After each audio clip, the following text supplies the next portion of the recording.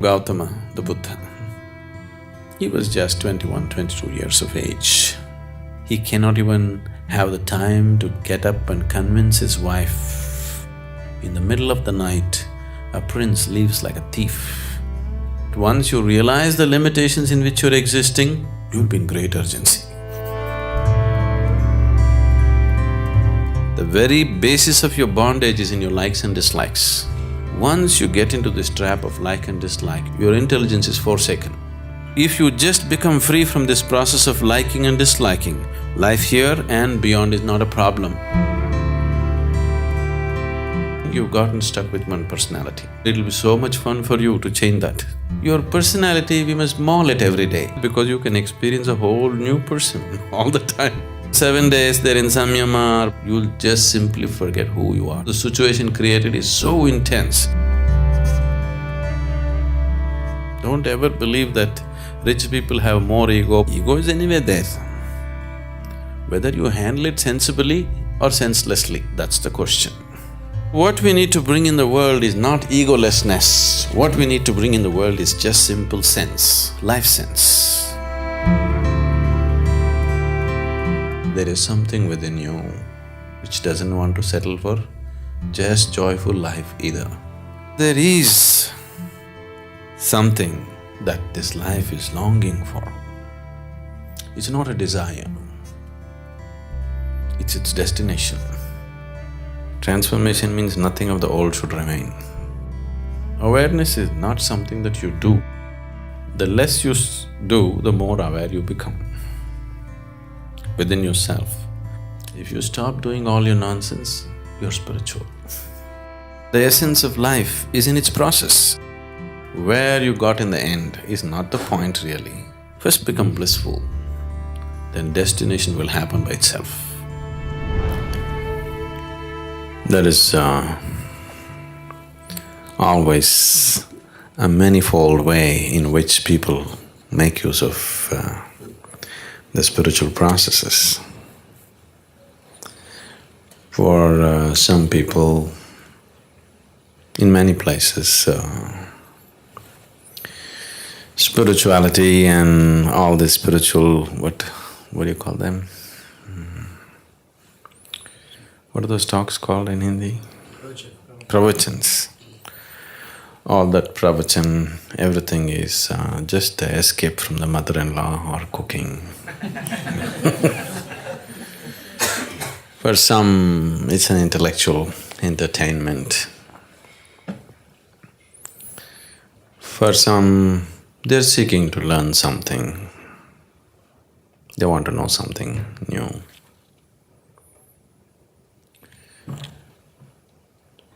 A few people are wanting to, bring about some changes in their life. They want to become a little more peaceful, a little more loving, a little more something else. Some change they want in their life. Some people are looking for transformation. You know the difference between change and transformation? Transformation means nothing of the old should remain. Change means improvement, self-improvement or transformation, or some people just really wanting to get lost into it, dissolve into it. So there are many ways and people are approaching the same thing. It's… which is the best way? I wouldn't say which is the best way because according to each person's needs, that's how they seek. You can't prescribe the best way to anybody. Right now, generally the human nature is such that whatever they don't have, that's what they will seek. They don't have health, they're seeking health as if it's the ultimate thing. If they don't have money, they're seeking money as if it's the ultimate thing. If they don't have love, they're seeking love as if it's the ultimate thing. Whatever they don't have, that's what they're seeking. That reminds me, this happened when we were in Trichy. You know Trichy? Tiruchirappalli? It's a medium-sized town in Tamil Nadu. In high school, the teacher came and asked the students, 8th or 9th standard children, if God appears in front of you and gives you a boon, what will you ask? One boy said, those days, Maruti car. I want a Maruti car. Somebody said, I want a bicycle. Somebody said, I want, 10 lakh rupees. Like this they went on. Then the teacher said, you idiots, what will you do with all these things? Ask for intelligence. Ask for knowledge, ask for intelligence. Why are you asking for all these things? So one boy stood up and said, everybody asks for what they don't have.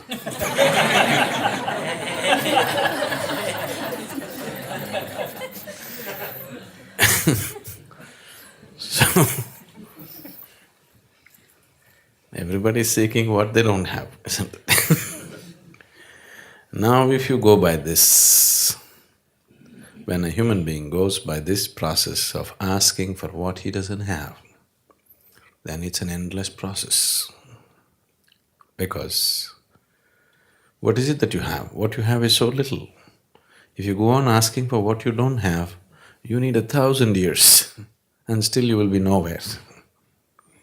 If you start seeking the next thing that you don't have, it's an endless process, self-defeating process, isn't it?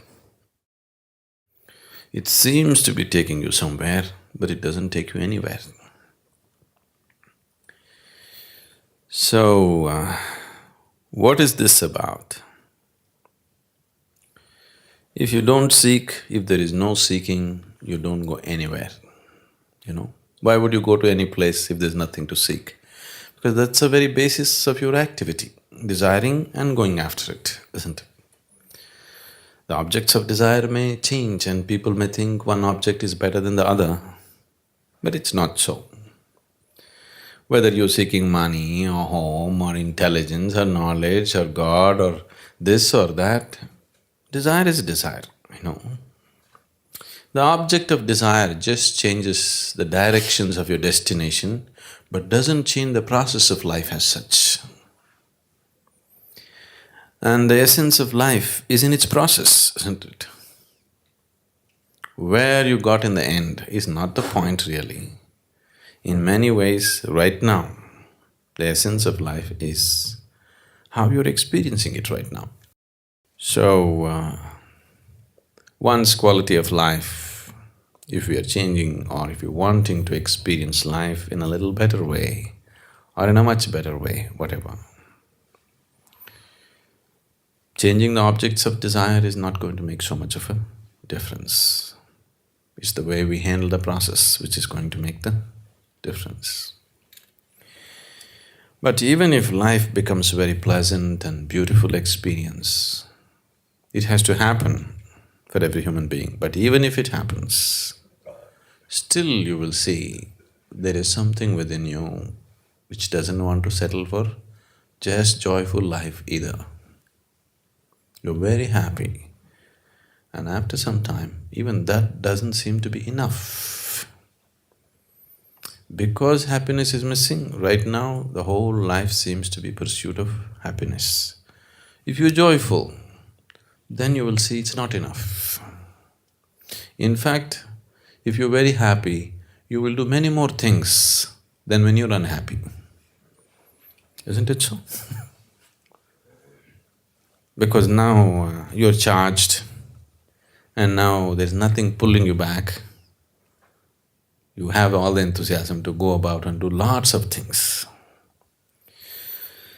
So there is something that this life is longing for. It's not a desire, it's its destination. It is not something, a desire that you created or I created. It is just longing to go towards a certain destination. The only choice that we have is either to move towards this destination consciously or unconsciously. Anyway, we are moving. Whether to go towards it consciously or unconsciously. If we are dragged towards something unconsciously, even if we are dragged towards heaven, we will suffer the dragging, isn't it? Yes? Now we grab you and we'll drag you out. You don't know where you're being dragged. You will suffer this. We will take you and put you on a beautiful beach. But that's later. But right now, all along from here to there, you are going to suffer it terribly, isn't it? So if you walk towards anything or if life drags you towards a certain direction and you are unconscious about it, you will suffer the process immensely. So if you look at it consciously, if you go towards it consciously, then the process becomes beautiful. That's all the choice we have, really. And once we are conscious, we naturally hasten the process. Whatever we are unconscious of, and that level we suffer, you must understand this. See, right now you're driving on the street. You are completely unconscious of who is coming behind you, who is coming in front of you. Now you are going to get into one kind of physical suffering. Because you are unaware of the physical reality, physical suffering will come, something is going to break, isn't it? Now, you're unaware of what is happening in your body, another kind of suffering will come. You're unaware of what's happening in your mind, another kind of suffering will come. You're unaware of what's happening in your family, another kind of suffering will come. Similarly, wherever you're unaware, that level of suffering will come to you. Is it so? You're getting… this is a holiday, you're getting dead serious.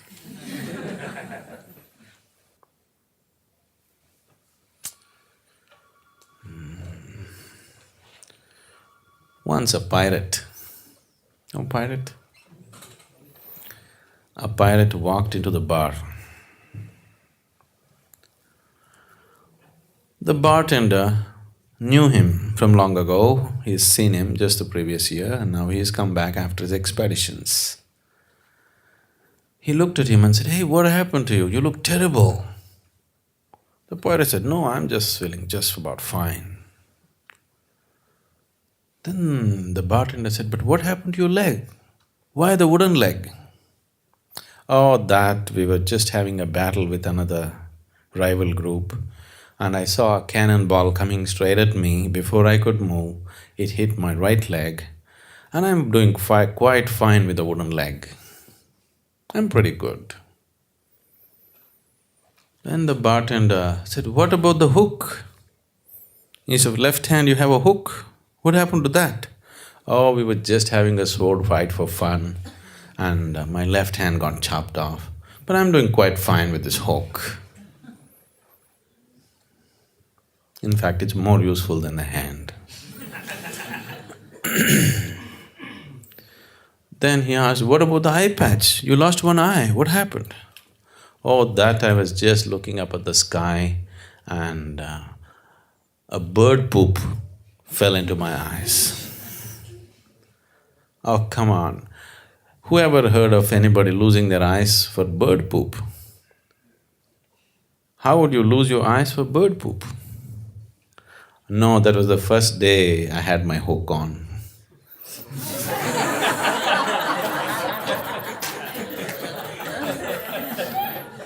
Whatever you are unaware of, there you suffer, isn't it? There, that brings suffering to you.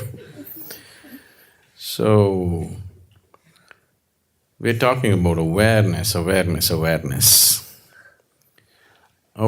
is not something that you do, actually. In fact, the less you do, the more aware you become within yourself. The less your activity becomes inside, what you call as me, the less that becomes, the more your awareness becomes. The less your personality becomes, the more your presence becomes always. Personality means you have to do a lot to keep it up, isn't it? Yes. Most of the activity that you're doing to keep up your person is unconscious, but you're doing enormous activity to maintain a certain personality, isn't it? If that activity gets lowered, suddenly awareness gets heightened, because awareness is not something that you do. The very life is awareness, isn't it? The very basis of life is awareness. You know that you're alive only because you're aware, isn't it? If all awareness disappears, at least on this level, we can call it death. So, spirituality is not something that you do. If you stop doing all your nonsense, you're spiritual. You know? Unnecessary nonsense if you stop, spirituality is, it's not something that you have to do and make it happen or create it. It's not so. But still, why… if that is so, why am I doing my pranayam in the morning? Oh, that's because there is no breaks in your activity. What you do within yourself, you have no breaks on it. So, we are creating a certain physical, mental and energy situation where everything gets diverted from your activity. Slowly, the practice establishes a situation where the life energies raise to a certain pitch and intensity that slowly the activity becomes insignificant. It's still there. It's still happening. You've seen this in Shunya meditation, you just said. Activity is still happening, but it's insignificant. The same activity which was so significant has become insignificant. We have not stopped it. We have not done anything to hold it down, but somehow it has become not so important. You see this happening? When you just sit and meditate in Shunya, everything is happening, but it's no more important. It's lost its significance. It's lost its impact upon you. It's lost its influence upon you. It doesn't mold you anymore. All the activity of the mind stops molding you. You're no more being molded by that activity. This whole distortion that we have done to life in the form of creating our person. See, when you create your personality, because it's created mostly unconsciously, just a small part of it may be conscious, the rest of it is all unconscious, isn't it? When you create your personality, somewhere,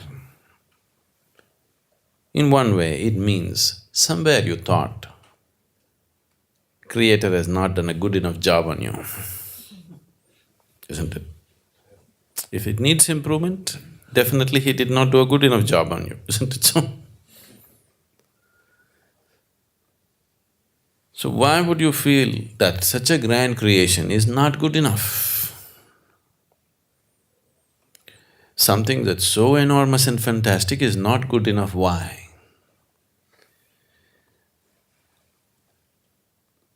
Because in this simple process of self-preservation, there is a simple basic process which is built into every cell in our body. Every worm, insect, animal has this, we also have it. This simple process of self-preservation, we don't know where to contain it. It has just spread itself into everything. Because it spread itself into everything, you have to create a small person of yourself who will defend himself all the time. As we've been looking at in the programs, the only thing that needs preservation is your physical body. Your personality, we must maul it every day. It should be okay, isn't it? If every day if you can make mincemeat out of your personality, you could create another one tomorrow morning, isn't it? Isn't it so? We've been trying to do that gently, because if I go very hard at it, you'll run away. Gently, step by step, we're trying to make mincemeat out of your personality so that it becomes a flexible aspect. You cannot live without a personality. You need one to exist here, to go about in the world, do all your work, manage things. But if it's a flexible thing, that in different places, as it is necessary for the situation, you can put on the right kind of personality, then it would be fine. But right now, it is like a rock, it sits on you all the time. Anything that doesn't fit into its ambit, it makes you suffer, isn't it? Who drew this caricature that you call as myself? Definitely yourself, but influenced by so many people around you. You know, you're 15, 16, you go and watch a Amitabh Bachchan movie, you come home and try to walk like him unconsciously. Yes, isn't it? Sometimes maybe consciously, but most of the time unconsciously, isn't it? So, this caricature came into existence because of all kinds of bits and pieces that are gathered.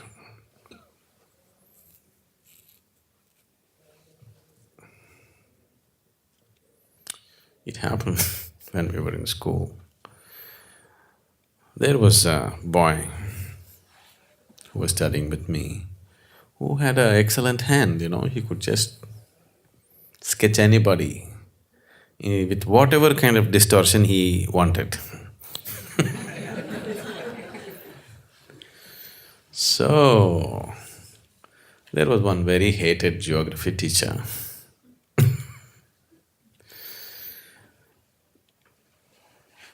And when he entered the class, this boy had a horrible caricature of him ready on the blackboard.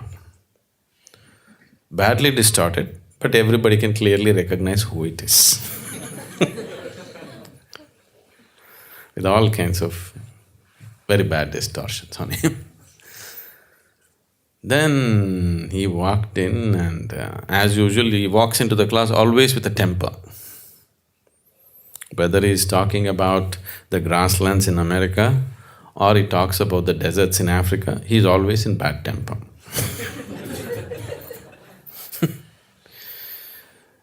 The moment he saw, he just… one thing he was angry, another thing he was somehow hit by the whole thing, the distortions.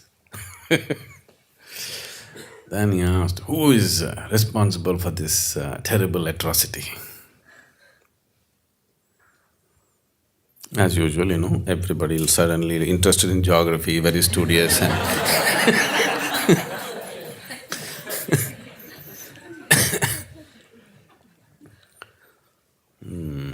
then he repeated again, who is responsible for this atrocity? He thinks it's an atrocity.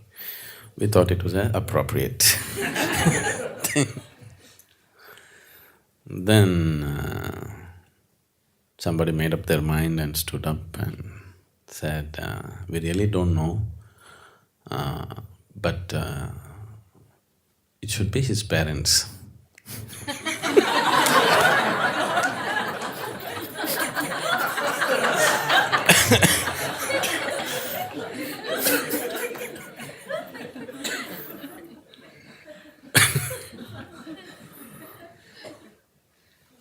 So, for this atrocity that you call as myself, it's not your parents.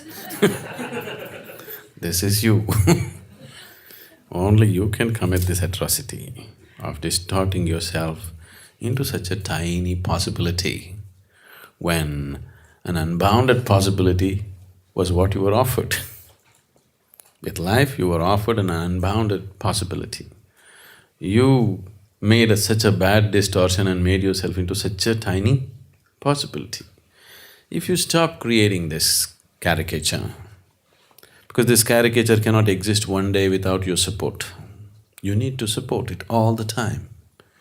What meditation means, in one way, you're just withdrawing the support for your personality, that's all.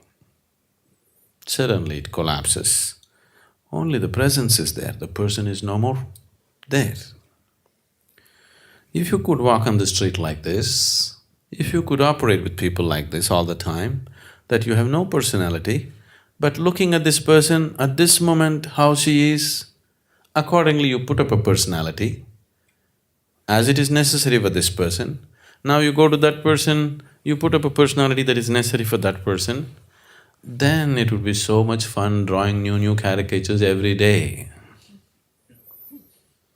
But once you get stuck to a particular distortion, that becomes a problem. Every day if you have a new distortion, it's called art, isn't it?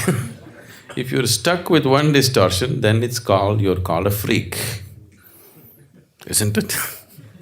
Isn't it so? Every day if you're able to create a new distortion, that is artwork, isn't it? If you're stuck with one distortion, you're a cripple. So that's the big difference. Namaskaram, Sadhguru. In different situations, I have to put on a different personality. But if I suddenly change it tomorrow, it can lead to a lot of friction. So how can I make my personality flexible? You mean to say people around you won't let you change it? Not true. See, right now, let's say you're going to your work we'll take the work situation because it's less personal for you. You're going to work with a certain attitude and a certain person is going to work, which is you right now. Let's say he goes briskly like this every day. Good morning, good morning, good morning. Don't mean a good morning to anybody. The way people say good morning, it's very clear they intend to give you a bad morning.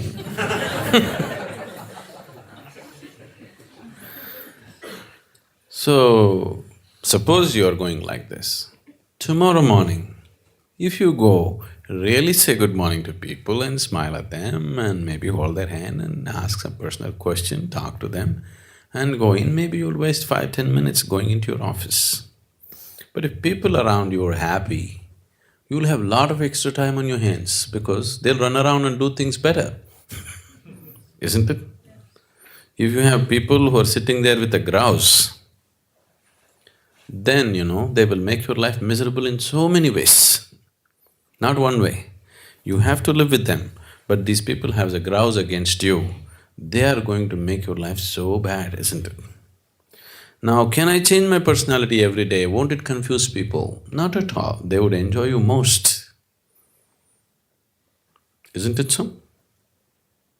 And will it bring down your efficiency of work? Definitely not. It is not because of the compulsion of the situation you've gotten stuck with one personality. It is just that the whole construction of the personality has happened in unawareness, that's why you're stuck with one personality. Now you said, we have one kind of personality at home, another with children, another with work and outside. If you look at it, it may not be true. You may be functioning in different capacities. The requirement of how you function may be different, but still the basic personality may be same everywhere. The underlying personality is still the same. You can change that also and it'll be so much fun for you to change that. It'll be absolute fun for you to change that because you can experience a whole new person all the time. After all, it's your creation. So why should it be limited to just one way? If God had fixed a personality for you, that's all there is. But when you have built it, like you change your clothes every day in different ways, isn't it? But most people cannot even change that, isn't it? They've gotten used to a certain thing and that's all it is, isn't it so? You're stuck to one personality. It's just the actions are different because the situations are different. But the person is same, isn't it? So the person is same because what your personality is has become you, you're completely identified with it. There is no distinction between you and your personality, isn't it? You have become that. The mask has gotten stuck to your face now, you can't take away the mask. If this mask has to come off, we need something to loosen the glue which has gotten stuck to this. It is identity. So now we are creating various situations where your identity dissolves in a certain way. meditation or any kind of yoga practice, whatever is, just to loosen the identities so that there's a little more flexibility about it. Maybe the whole of it has not come off, but at least you can adjust it a little bit. So mask being totally stuck, at least little you are able to take a breather. That much break it is giving you. But if you work a little more with this, you can take it and keep it off. Now, people, when they come to advanced programs, 3 days or 7 days they're in samyama or bhavaspandana, the person that you are, you'll just simply forget who you are. You don't know who you are. It'll become like that because the situation created is so intense and so different. Everything that you know as normal is broken. After some time, you don't know who is here. After the program is over and you come back, you just wonder, is it me who went through all that? Most people can't believe that they actually went through samyama and came.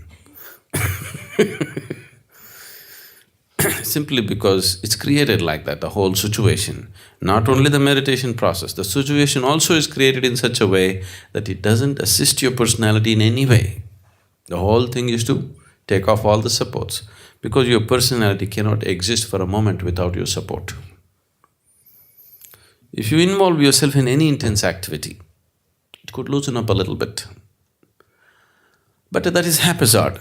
For example, let's say you go and play a game. Those moments of total involvement, you may lose your personality.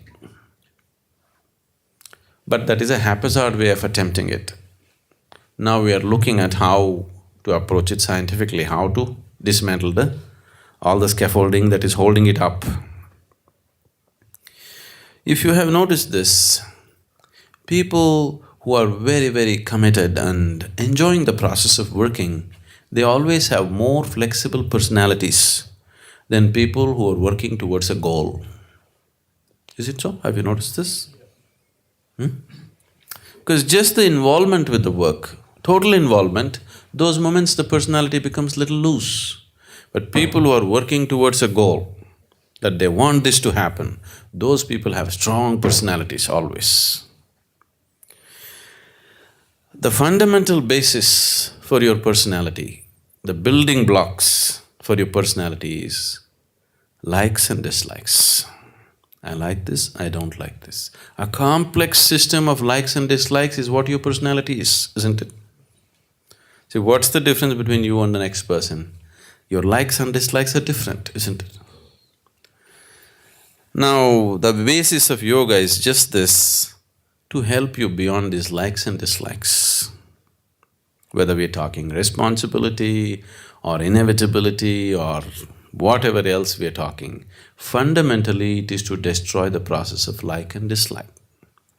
See, existing in the world with likes and dislikes is a very foolish way to exist.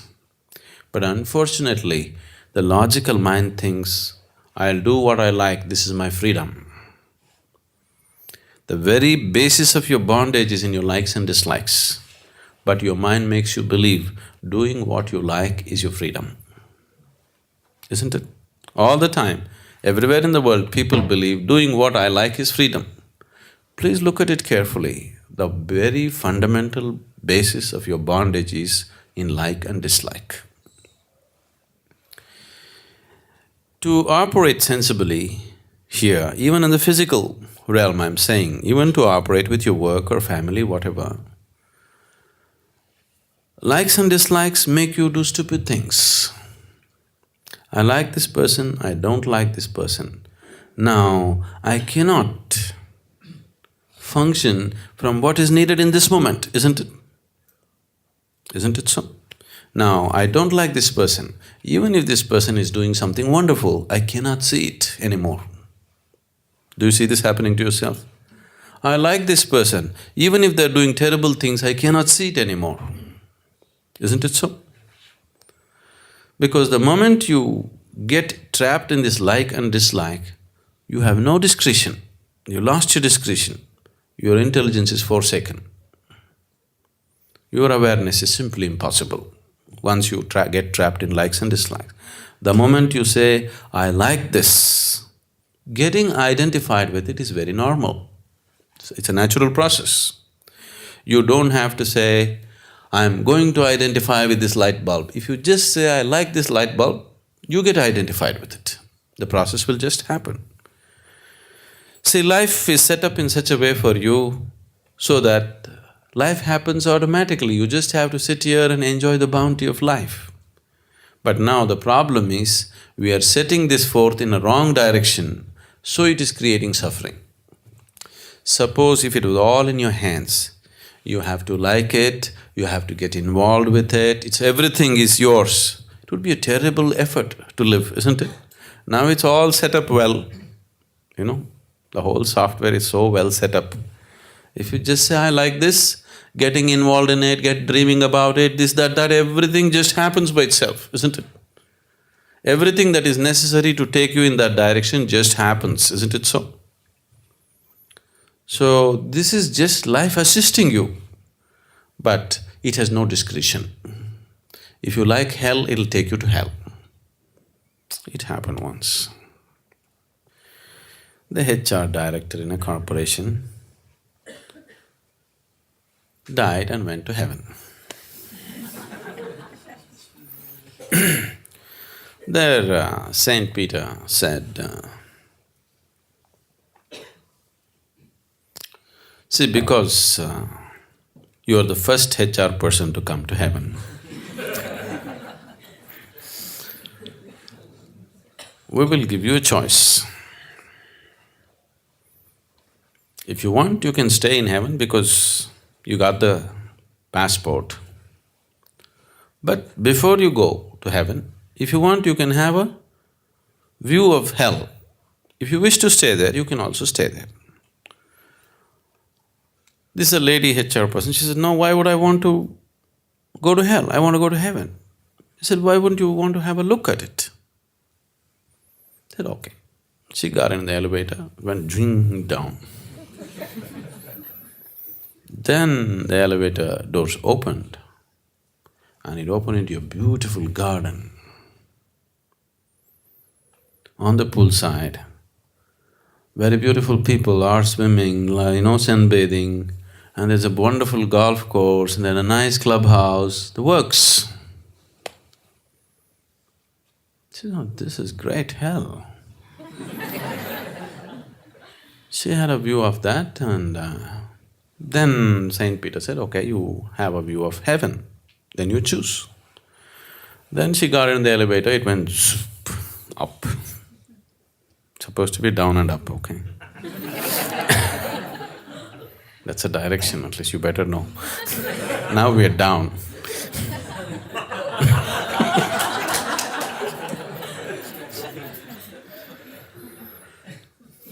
So, there they opened the doors and then she saw lots of clouds, people just floating in the clouds, playing harp and She said, okay, this is also fine, but I think I'll go to hell. All my friends are there, this golf, I'll go. So they put her in the elevator, she just went down and again the doors opened. It was a harsh desert. Everybody all dried up without food, in terrible condition, everything. She said, what is this? Last time when I came, there was a garden, there was a pool, there was a golf course. What happened? So they said, that was just the first day, Now you're staff.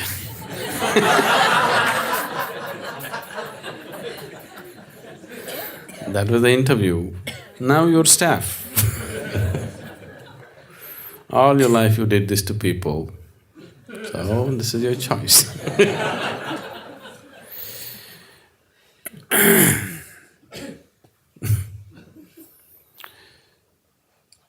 Your personality. I don't know, if you're working in places, at least if you're HR, is there anybody HR? Oh. Especially if you're HR, maybe, you also… you're supposed to size up a person. Somebody new walks into your office, you're supposed to size them up, where they will fit into this whole machine of an organization. So, if you're willing to look, people's personalities are always hanging out. They need not say anything, they need not do anything. If you just look at them properly, the very way they stand, sit, you don't need any great yogic intuition. Simply a simple observation of a person, the very way they stand, the way they hold their hands, the way they smile, the way they do things, their personality is just hanging out of them. So it's so obvious to everybody except to yourself. That's the whole thing. So many small aspects of your personality, you yourself do not know unless somebody comments about it, isn't it? Isn't it so? Namaskaram, Sadhguru. People in important positions have big goals and targets to achieve, but they have a big ego or ahankara. How can we help them stay focused on the targets without a sense of ahankara? About ahankar. I know what's ahankar. Every day I face it.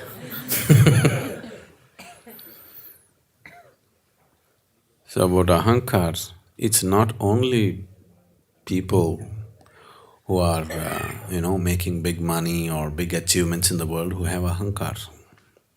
Even the beggar on the street has the same level of ahankar, but right now he cannot afford to flaunt it. You just see in the traffic, somebody is driving one little moped, somebody else is driving a Mercedes. Just see who is more egoistic, just watch the traffic and see. Have you noticed this? Who is more egoistic? The little guy in the moped is more egoistic than anybody. He goes with absolute disregard for everybody else around him. Isn't it so? Isn't it so? The man who is driving a broken down Fiat as a taxi driver is much more… it's not even his car. He is much more egoistic than the man who is driving a Mercedes out there, isn't it? So, ego has nothing to do with one's success. It is just that when they're successful, it finds easy expression, they can afford to, throw it around a little bit. People who are not, hold it back and boil inside and make themselves sick. But the level of ego is not different. Don't ever believe that rich people have more ego, poor people have less ego. Not at all. You go to the remotest villages in the country and see, or even a little bit, how egoistic people are and how they fight and how they quarrel and how much nonsense they create in the village, do you know? For the tiniest of the bit, they won't give in. You know this in the villages? They will kill for a little thing, but they won't step back. But a big businessman is willing to step back when he knows it's not it, isn't it? Isn't it so? He's got that much sense. He'll wait for the next day. At least today, he's willing to bow down and step back, isn't it? But that guy is willing to die, he won't step back. So, ego is not in any way connected with one's success or well-being. It is just that ego is anyway there. Whether you handle it sensibly or senselessly, that's the question. Isn't it? Don't you have ego? It is there. Whether you're handling it sensibly or senselessly is the only question, isn't it? The same goes for wealth. Wealth people have in different levels, okay? You have 10 rupees, somebody has 100 crores. But this is also wealth, isn't it? So the question is just how sensibly you handle it, what you have. So what we need to bring in the world is not egolessness. What we need to bring in the world is just simple sense, life sense. Right now, people have only ego sense. no life sense. They need life sense, isn't it? Right now, people are ego-sensitive. They are not life-sensitive. Instead of being ego-sensitive, if you become life-sensitive, then ego is not a problem. So all the yoga that you do is fundamentally to bring that sensitivity towards life rather than being ego-sensitive. If you're sensitive to life, if you're life-sensitive, you would recognize every life as life, isn't it? When you're ego-sensitive, only your life, nobody else's life, isn't it? You can trample upon anything and anybody because only you are life, nobody else's life when you're ego-sensitive. If you're life-sensitive, in your experience everything is life. Naturally you would behave very sensibly with every other life around you, isn't it? I know there's too much talk that's gone on in the world about destroying the ego, from the scriptures they picked it up. Too much unnecessary talk about the ego. Nobody knows where it is. Does anybody know where ego is? Somebody is behaving in a crude way, you say he is egoistic. No, that's the way he is in his experience, isn't it? Does he have a clear distinction between what is he and what is his ego? Nothing, isn't it? Whenever a personality turns ugly, you're calling it ego. Now, this is one more way of passing the buck. You just see, when your personality turns ugly, you just see it's you because that's your experience. Don't say it's my ego. It's a way of escaping. If you see I am ugly, you will want to do something about it. If you think, oh, that's my ego, it's just like saying, that's my genes, that's my stars, that's my something else. Don't pass it to anything, just see, I'm ugly right now. If you see I'm ugly, you know you don't want to be that way, isn't it? See, we're evolving so many strategies just to avoid the possibility. Now, in your experience, what is you. Whether at a certain moment you're beautiful or another moment you're ugly, both are you, isn't it? Keep it that way. Don't create things which are not there. Your ego, your Atman, you're this one, you're that one, don't create those things. The moment you create that, then you yourself will not go through any transformation. If you see whatever nonsense I am, that which is beautiful in me is me, that which is ugly in me is still me. If you see this, what is ugly will naturally start changing. If you think this is my ego, that will continue as it is. What is beautiful is my Atman, what is ugly is my ego. No transformation possible, isn't it? If you see whatever it is, it's me. The whole thing about responsibility we are going on is just that, to just understand everything that is me. A good happens, a bad happens, beautiful happens, a horrible happens, it's me. Once you see this, you have to transform, you can't help it. Namaskaram, Sadhguru. How can I rise beyond likes and dislikes? Should I just do the opposite of what I like or dislike? That is asceticism, okay. In the morning, we start our day with a neem ball, not with coffee. Morning, your body wants to sleep, but we'll wake it up, 4 o'clock in the morning. Morning, your body would like a warm bath, cold water shower. You would want to be lazy, yogasana. Yes.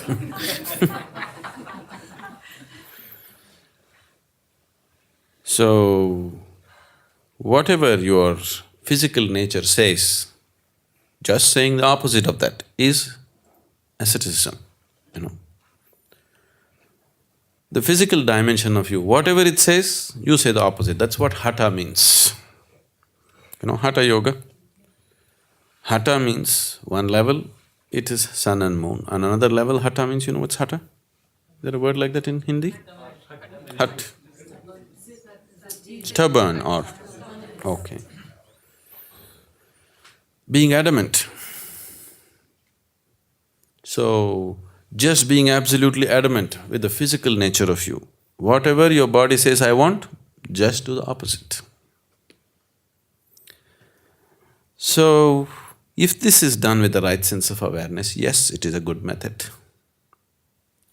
But not necessarily so, that it's not necessary everybody has to go this way. There are gentler ways of doing it. If you're a hard nut, that's the best way to do it. If you are sensible, there are gentler ways of doing it. Now, this like and dislike.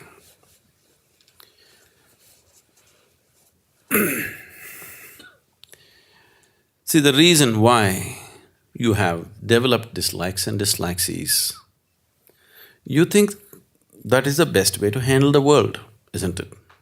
Otherwise, how would I know? See, this is a bad person. If I don't dislike her, maybe I will go and end up in her hands. This is the understanding inside, isn't it? This is a good person, so if I like her, naturally I am drawn to what I like. If I like good things in the world, I am drawn towards good things. If I dislike bad things, I am repelled from bad things. It is this fundamental defense mechanism, or fundamentally you are operating from your instinct of self-preservation. As I'm repeatedly saying, self-preservation is only for the physical body. Other aspects of you need not be preserved. Every day it should be demolished when you go to bed. In the morning, you should sit up and think, okay, today what kind of person shall I be? What's the act today?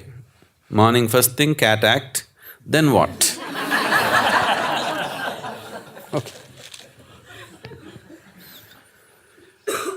But once you establish like and dislike, you have no choice tomorrow morning, isn't it? You have no choice tomorrow morning, you're all well protected. See, people who develop strong sense of life and like and dislike seem to be more confident about life. Simply because strong sense of like and dislike. Strong sense of like and dislike gives you a super confident airs about you. And everybody else thinks you're good because you can walk into anything, you know. With this, success may come sometimes, but at the same time, terrible things may happen, isn't it? When you're blindly confident, success may happen accidentally, but it can also cause disasters. And definitely, internally it will not do any good thing to you because it makes you absolutely sure of everything. Anybody who is absolutely sure of everything means he has kept his intelligence in cold storage. An intelligent person is constantly looking about everything. Every step you're looking. But people want to be confident. I want people to be confused, but not afraid of their confusions. Not distorted with confusion, but every moment you don't know what it is and you're looking. Now if you're looking like this, everything, the world has to open to you because your intelligence is constantly at work. Not your prejudice. Like and dislike is a prejudice, isn't it? Isn't it so? The moment you like something or dislike something, you can't see it the way it is. What you like looks pleasant, what you dislike looks unpleasant. Every day, just seeing how many distortions people are doing to their lives simply because they like somebody and dislike somebody. Such ugly distortions, isn't it? But they're not aware of it. They're so terribly prejudiced, but they are not aware of it. They think they're okay, isn't it? Because once you get into this trap of like and dislike, your intelligence will not function. So, one aspect of the work that I am doing right now is to leave people thoroughly confused and happily confused. If you're very joyful and absolutely confused about everything, it's a good state to be, because now you're constantly looking, all the time looking. Never know anything, but all the time looking. When you look, you see. When you don't look, you don't see, you just imagine, isn't it? See, right now, whatever we are talking here, whatever I am speaking, there is nothing that you yourself could not have seen. Do you see this? But you don't see. Simply because you are prejudiced by likes and dislikes. You're not looking at people and things and life just the way it is. If you do not know what is what, you look at everything fresh, isn't it? If you think this is good, this is bad, now you no more look at it. It's a conclusion. Conclusion means death. Confusion means possibility. Now this is very bad, isn't it? All your life they told you, you must be confident, you must know what you're doing. People who think that they know what they're doing, they don't know the fundamentals of life.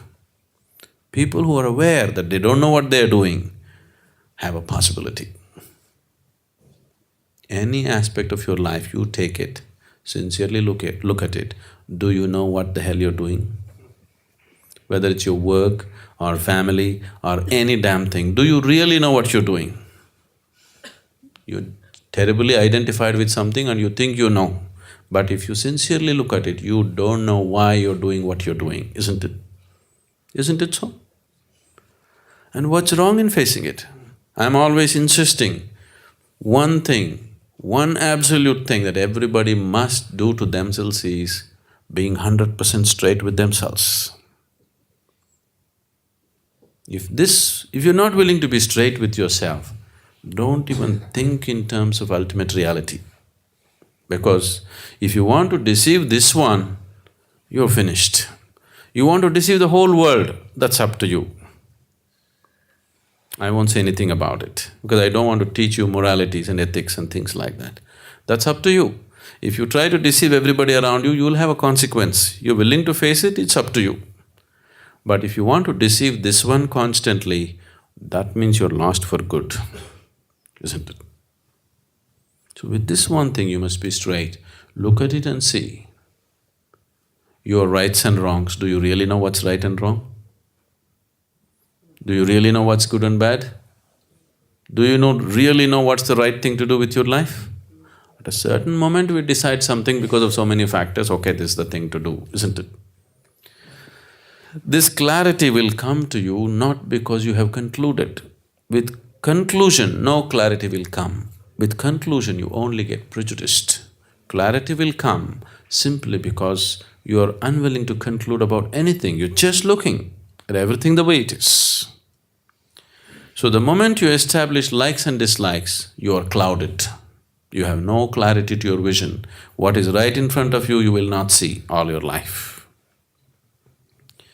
So you want to start with the neem ball, it's good. You should. For you, Hatha Yoga is good.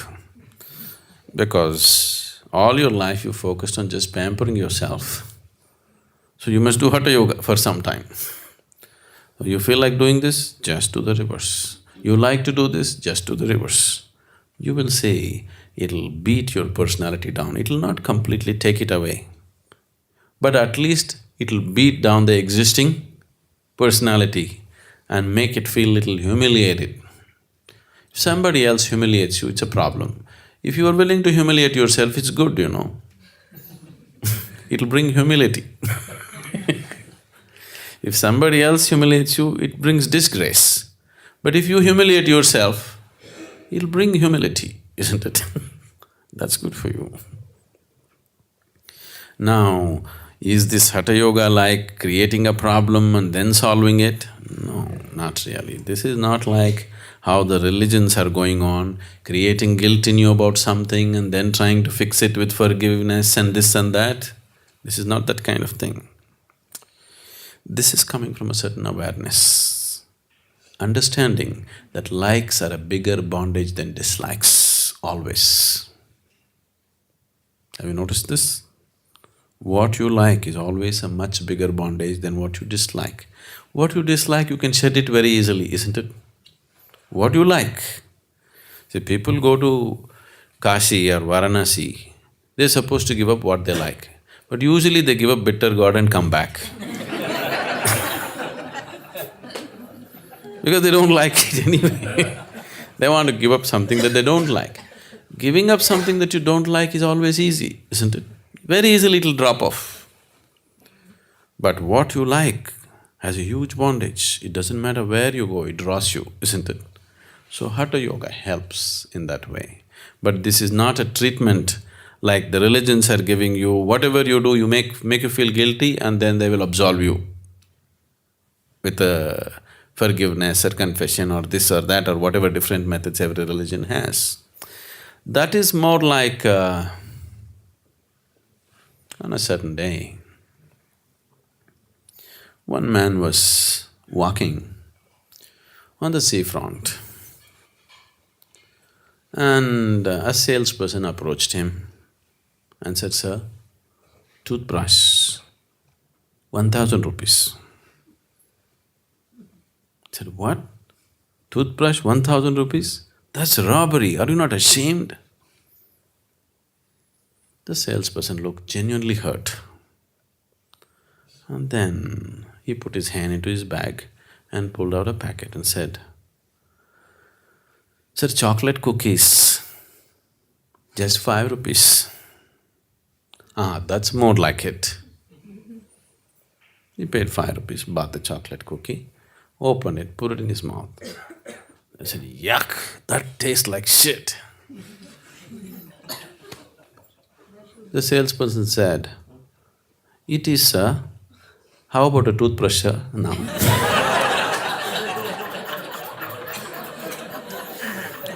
So, it's being run like this. Give you something, make you feel bad about it, and then give you a solution. Hatha Yoga is not like that. It's understanding that likes are a much bigger bondage than dislikes. If you do prayer, you'll always pray for what you like, isn't it? That is going to lead you into huge bondage. That's a terrible bondage. You will see these people who are praying and asking for this and that, you will see they'll get deeper and deeper entangled over a period of time, all the time crying to God. They have somebody to listen to them all the time, so it's okay. Nobody else has to bear with it, That's his problem. So, it goes on and on, it gives them some relief and they carry on. But you will see once you start investing life in terms of strong likes and start using every kind of method, especially prayer is a powerful method, if you start using this, you will see the bondage becomes deeper and deeper and deeper. Maybe some of those things will come true in your life because you're focusing so much attention on it. They may happen, what you like and you ask for may happen. But the more they happen, the more you're getting into the trap. So, should I not have the pleasant things around me? See, having things around you and even acquiring things, the things that you want, can happen without any strong sense of like and dislike. Something is beautiful, it's beautiful. You want a beautiful thing around you, so you have it. But it need not become a kind of compulsive liking, You enjoy it. Now there is a thorn bush on the way, you don't have to dislike it, but you step away from it naturally, isn't it? Do you dislike the thorn bush? See, even if you don't dislike it, just the necessary action will anyway happen, isn't it? Similarly, even with liking, even if you don't like it, if something is beautiful, the necessary action will happen. So, we brought the flowers inside, not the thorns. You don't have to develop a huge liking for them and bring them. They're beautiful, they're fragrant, so you bring them, that's all. You bring them here for their quality, not because you like them. Do you understand the difference? You brought these flowers inside because of their essential quality, because they're like that. Not because I like them or you like them, isn't it? So once you handle your life like this, you still have everything that you would like to have around you. But you are not trapped in this like and dislike business. You can have the whole world around you today, all the riches in the world around you, enjoy it thoroughly, but tomorrow morning if it is gone also, it makes no difference because you have no bondage of liking with it. You just enjoyed it when it was there, that's all. And that will extend itself to every aspect of your life, including your own body. You like your body very much, actually. There's a very deep sense of liking towards your own body, isn't it? However it may be. Nobody in the world may like it, but you like it, okay? Because there is a very deep sense of like and identification with the body. You cannot identify yourself with something if you don't like it, isn't it so? So, if you just become free from this process of liking and disliking, you will see, you take your body for a walk every day, but you're not it. That will become the reality with you. Once it's like this, life is not a problem, Life here and beyond is not a problem. Once you walk your body up and down, but you're not stuck to it, then your life here and beyond is not a problem anymore. It gets handled by itself. Namaskaram, Sadhguru. How did you learn so many moral values?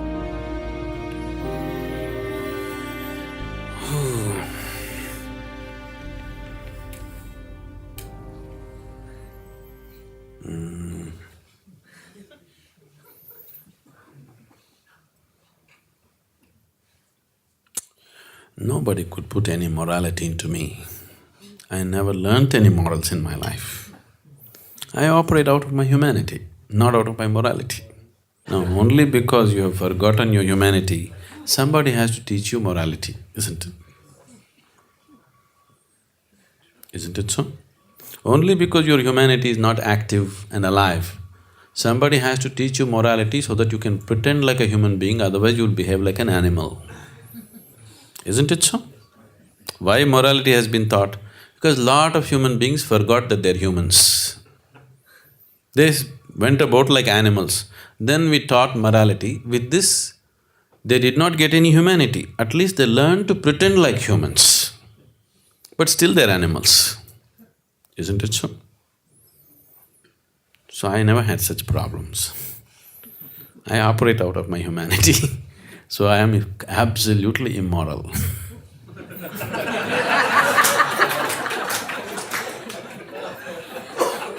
Really. I have no sense of right and wrong in me. It's just out of my humanity, what's needed I do.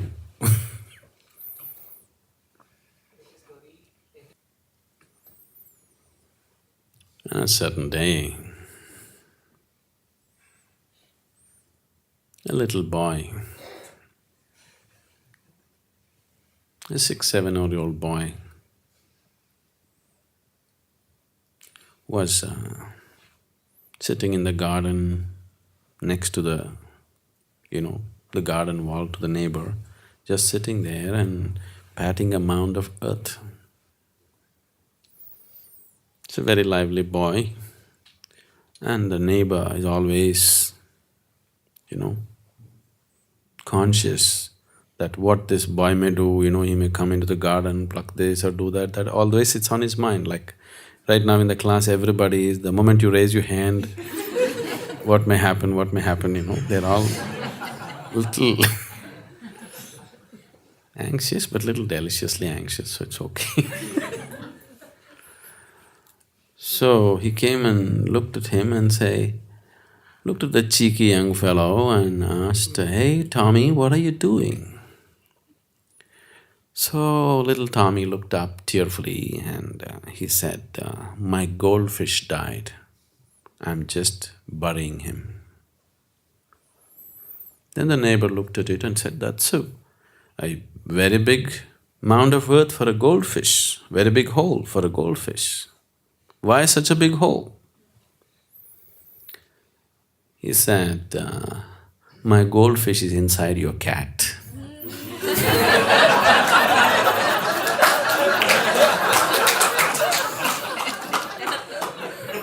Right now, some of them are having such intentions. Be careful.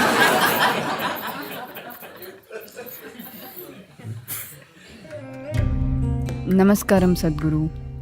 With regular practice of sadhana, I'm becoming aware of the rigidity within, and I've also realized that I am my biggest enemy. If you have an enemy, you must kill him. only then you can live in peace, isn't it? Either he must become your friend. If there's no way to become a friend, you must kill him. Isn't it so? If you have a very active enemy, is there any other choice? Is there any other choice? Oh, you don't like it, it's very immoral. But in life, is there any other choice? Either you must make friends with him, or you must kill him. This is the only way to solve the problem, isn't it? If he's an active enemy, isn't it so? Whether it's outside or inside, that's the way you handle it, isn't it? Either you must make friends with him, or you must kill him. Which are you ready for? Now India, Pakistan, either we have to make friends with them, or we must destroy them. There's really no other way, isn't it so? Yes? Whether you mentally approve it or not, that's all that's going to happen anyway, isn't it? But how do we do that? How do we do that? You will never kill what's dear to you, isn't it? So your enemy somewhere inside is very dear to you, isn't it? You remember, 5,000 years ago, that very popular playboy said… No, you don't remember?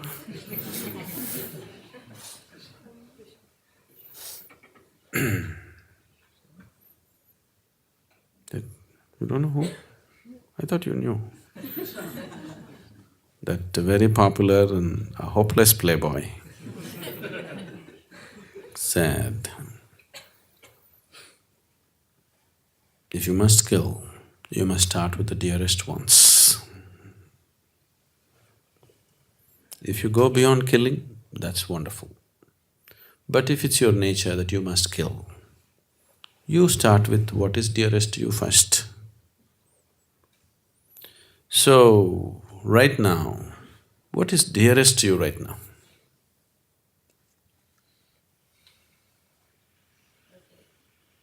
Myself. Yes. So, how to kill this myself? When you say myself, it is just the person, isn't it? It's just the person. On the surface you say, oh, I want to improve myself, I want to do this, I want to transform myself. But somewhere inside, you like this person too much. Anything that you like, can you change? Can you change? You cannot. If you dislike, you can change, isn't it? If you like, you cannot change. So, we've set forth these kind of things. Now,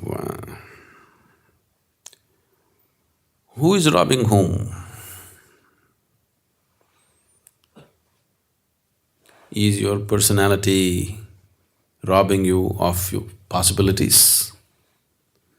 Or the world is robbing you of possibilities? Or people around you and your so-called duties are robbing the possibilities? You must look at it clearly, isn't it? If you look at it, you will see nobody is robbing the possibility of you becoming spiritual. People always complain, I want to be, but my husband doesn't allow me to meditate, my wife says this, he won't allow me to do yoga. It's not true. Nobody is stopping you from the possibility. It is only you who is robbing yourself of that possibility. One day, what beach is this? Aksa. An affluent-looking man was walking on the Aksa beach. Suddenly one man appeared, pulled a knife out, pointed it at him and said, "Give me all your money." The affluent man took it as an affront and said, "You can't do this to me. You know who I am? I'm a cabinet minister." Then that guy brought the knife closer to his throat and said, "Okay, give me my money."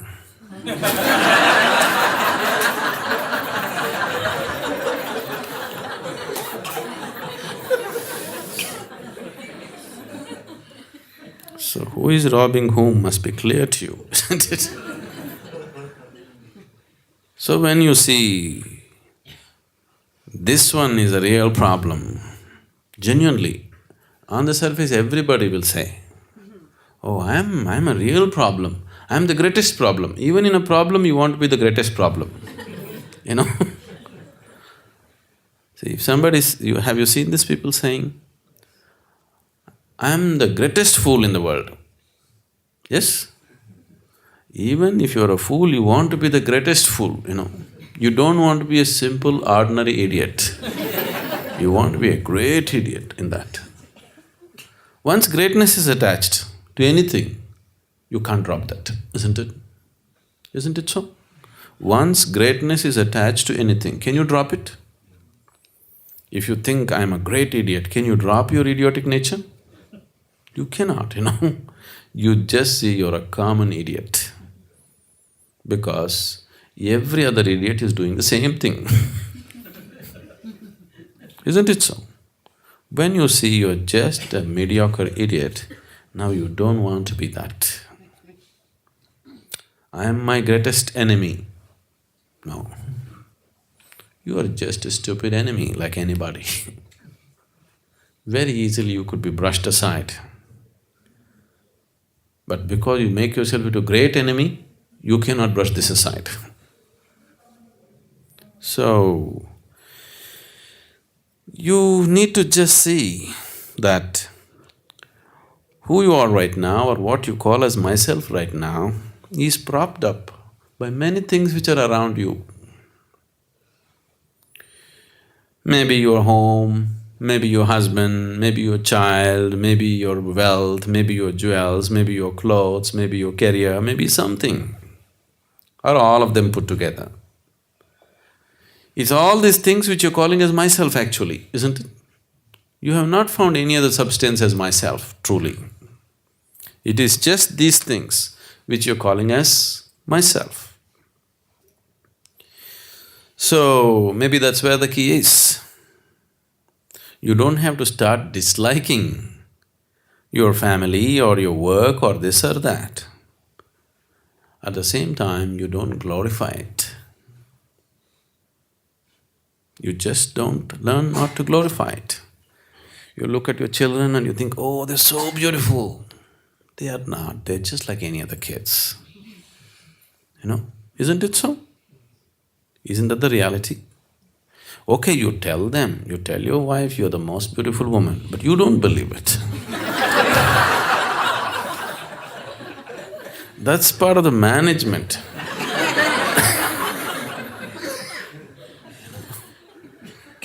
I'm not against managing life. You have to manage, isn't it? Every aspect of your life has to be managed or no. If you don't manage it properly, it'll make you suffer. Whether it's children or wife or husband or work or whatever, if you don't manage it properly, they'll make you suffer, isn't it? So you have to manage them, that's different. But you don't believe all that nonsense. The moment you believe, then you become your own enemy. So, just 1/2 a day you sit down by yourself and see all the things that mean so much to you. Why is it that they mean so much to you?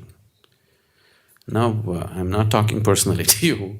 Now, why your husband means so much to you? He's not the greatest man in the world. He means so much to you because somewhere he belongs to you, isn't it?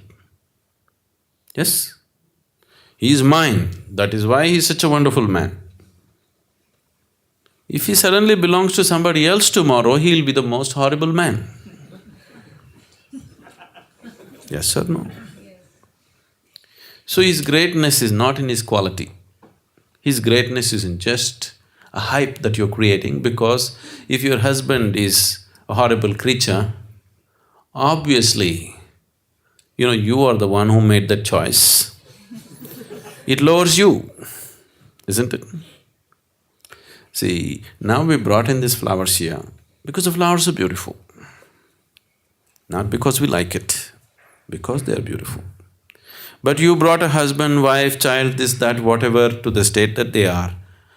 Not necessarily because they're ugly or beautiful. They may be ugly, they may be beautiful, they may be anything, you don't know what they are. But you're holding them the way you're holding them simply because they're yours. isn't it? Isn't it so? You are not looking at life as life. You are looking at some part of life as yours, some part of life as not yours. Now you're looking at it this way because that is the only way you can sustain what you call as myself right now. Unless you make all these people beautiful, my husband, my child, my work, my this thing, everything is beautiful, you can't feel good. So, in a certain way, you're using them like a prop for yourself to feel good, isn't it? Just see, if you pull any of those props today, you'll feel terrible, isn't it so? Yes? Not because a certain life has gone away or not because something has happened to certain life. It is not your concern for life which does this. It is just your self-concern that if you pull these props, you will be destroyed. Everything that you consider myself as myself will be falling apart, isn't it? So, you don't have to physically remove those supports, but within yourself, slowly you must pull off those supports. So all these devices that they taught you, nothing is important, just say Shiva, Shiva, Shiva all the time. Or if you can't say Shiva, you just, focus on something else, your own favorite god or goddess. All these kinds of things they taught you, or they told you in the spiritual path, the general thing is, you have only one relationship in your life, that's your guru, because you can't get entangled with him anyway, because he's not willing to be entangled with you. So, every other relationship, if you give out one finger, they'll give out 10 fingers and catch you, isn't it? Isn't it so? If you just nibble them with one finger, they'll catch you with all their fingers. So here, this one relationship, you can grab him as much as you want. He's not going to grab you anyway. So, just using it in certain way so that you pull out the props without damaging yourself. Right now, if you simply pull out the props, you may break apart. So take off all the props and just keep one prop. They will come back and pull out that prop. This does not mean you have to leave your family and go. This does not mean you cannot care for them. This does not mean you do not appreciate them. No, in fact, you can truly appreciate everybody the way they are when they are neither yours or not yours. You just see everybody for who they are and just appreciate them for what they are, isn't it? Isn't it so? You can experience another human being truly the way they are when they are neither yours nor not. When you neither like them nor dislike them, you simply see them and enjoy them the way they are. You will see every human being will become like a wonderful flower around you. You live in a garden, if you have no likes and dislikes, if you have identified with likes and dislikes, then you have no garden. You have just made up plastic flowers with you all the time, holding on to it. Namaskaram, Sadhguru. Is blissfulness the final destination for a seeker? So,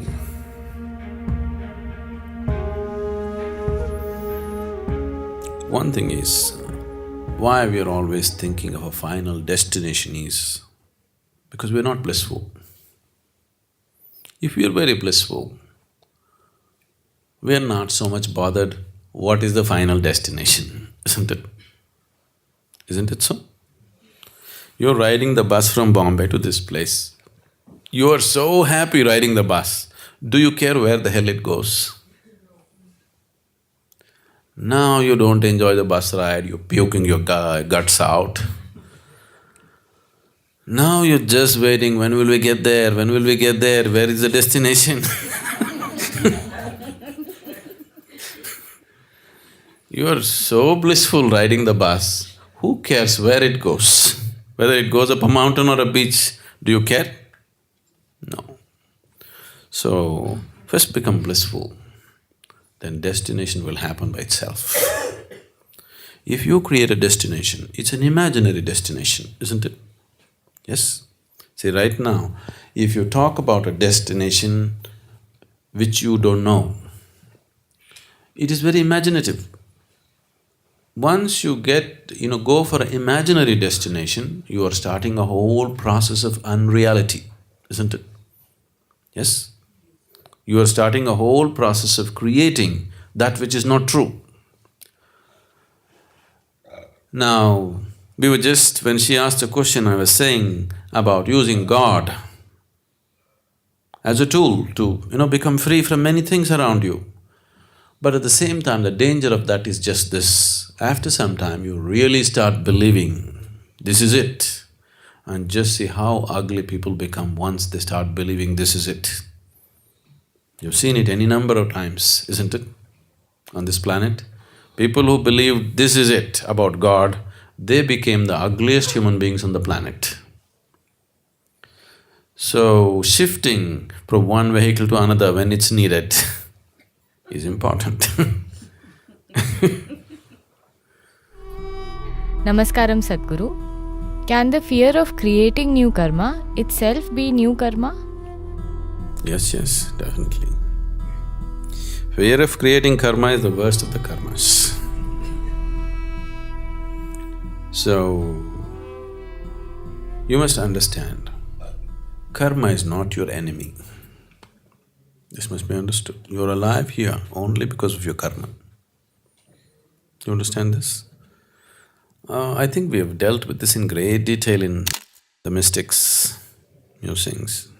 How many of you read the Only Bondage chapter? Okay. Karma is not your enemy. The basis of your existence right now in the physical body is your karma. If all your karma is… right now, if I just grab your karma and take it away, I can. If I take it away, this moment you'll shed your body.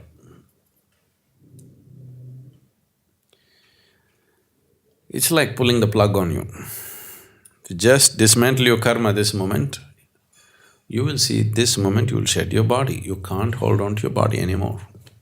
So karma is the glue. Karma is that which has cemented you to the body. Do you want to lose it? Huh? So, now what is it that we are trying to do with all spiritual processes? Not just to wipe out all karma immediately. We want to bring a certain awareness to the process of what we're doing. See, right now, if you sit in the car, you seat belt yourself. The seat belt is a good thing, it could save your life, isn't it? But now suppose you seatbelt yourself in such a way that you can't open it when you want to. Now you know, this is your prison, isn't it? Now you get into the car, you close the door. It's a good thing, isn't it so? But you got into the car and you can't open the door. Now this is terrible, isn't it? So you just want to know where the handle is. If you know where the handle is, you collect a mountain of karma. What's the problem? As long as your hand is on the handle, you have a mountain of karma, what is your problem? There's no problem, isn't it? The problem has come not because of karma. Problem has come because you get entangled in it, you get enmeshed in it. Without karma, your life is not rich, isn't it? See, how much activity I have performed in my life is how rich I am right now, isn't it so? Isn't it so? You did nothing. Is your life rich? So karma is not your enemy. Your unawareness of what is your enemy. So where is the need to fear new karma or old karma? There's no need to fear new karma or old karma. What you need to do is find the handle, where it is. Namaskaram, Sadhguru. Since I stepped onto the spiritual path, there is a sense of urgency which is very disturbing. Why? See, there is a whole eternity ahead of you. There need not be any urgency. But once you begin to understand and realize the limitations in which you're living, naturally there's an urgency. People who have glorified their limitations, for them there is no urgency.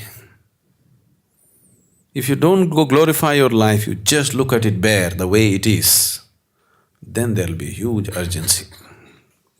So, in many ways, I'm talking the way I'm talking, not to make your life ugly, but just to look at it bare, simply the way it is. If you look at yourself, you just say, okay, this is just a piece of flesh, seeing it as it is. There is another dimension to it that's different. But looking at everything just the way it is, not glorifying it, not making it dirty, simply seeing everything the way it is. If you simply see everything the way it is, you understand in what kind of terrible limitations you're living. The moment you realize this, there is an urgency. You can't help it. Otherwise, what's the urgency? There's a whole eternity ahead of us.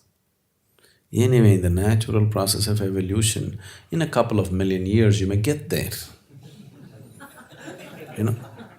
You don't have to do anything, because life will slowly evolve and something will happen, isn't it? But once you realize the limitations in which you're existing, you don't have that kind of time. The existence has, but you don't have that kind of time. Urgency is good.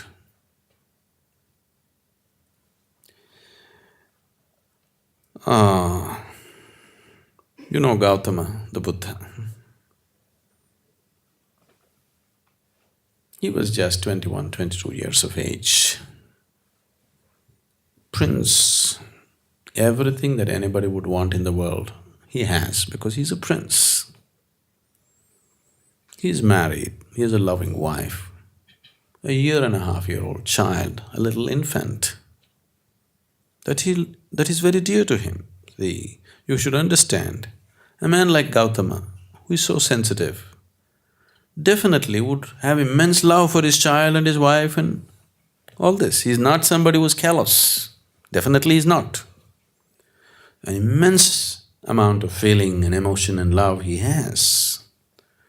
But the moment he realizes the limitations in which he's living, such an urgency that he cannot even have the time to get up and convince his wife. In the middle of the night, a prince leaves like a thief. 8 long years later, after his enlightenment, when he came back, still Yashodhara, his wife, was angry. It didn't cool off. She was still angry. And the moment he came, she started, "You fool, you walked away like a thief. What kind of a man are you? I thought you were something." He said, "See, I am not that person. Everything has changed about me." He said, "I don't want all this bullshit." "What kind of man are you? Why did you walk away like a thief? At least you should have told me." It started. Even he had to face it. It's not that he had an easy ride. He had to face it like anything. He is beyond it, but still he has to face it, and that is so for everybody. But the moment you begin to see the limitations in which you're existing, now wanting to go beyond that is a natural urge, because there is something inside of you which cannot exist in limitations, and that's your biggest fortune. That's your biggest fortune. People are tranquilizing that fortune all the time by glorifying their life. After all, people are driven, people are driven by their hormones, their chemistry, their this and that, but they have to glorify it in so many ways, isn't it? They don't glorify it, it'll all feel dirty. Now I'm not talking about making it dirty. It's neither dirty nor is it beautiful. It's just life, it's bare. And there is beauty in bareness if you are willing to see. Or you want frills, you can add frills. If you add too many frills, then you don't know whether you're wearing a skirt or not. That's what has happened to people. They got so much frill, they're always afraid, they don't know whether they're really wearing a skirt or not. All the time they're self-conscious now because of these frills, isn't it? Isn't it so?